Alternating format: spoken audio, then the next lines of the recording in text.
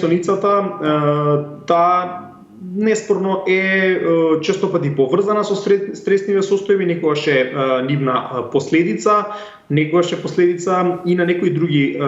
фактори, прецена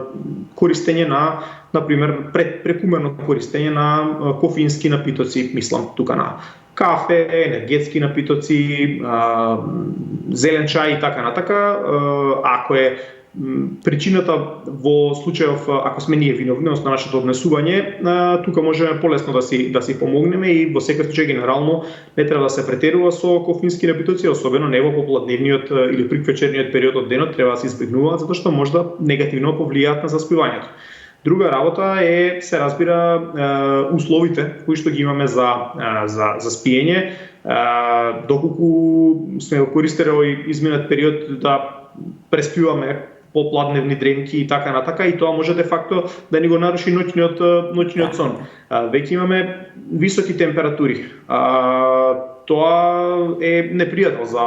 за спиењето, да бидам искрен, значи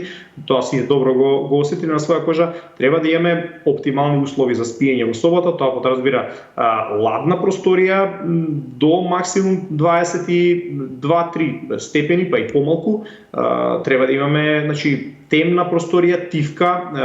и да избегнуваме оптоварување на нашиот нервен систем со импулси, со гледање докасно телевизија, гледање докасно во нашите телефони, таблети, се тоа фактори кои што влијаат на, слободно ќе се изразам, убивање, односно намалување на концентрацијата на хормонот за спиење, тоа е мелатонин, кој што почнува да се лачи таму после 19-20 часот и ни помага да заспиеме.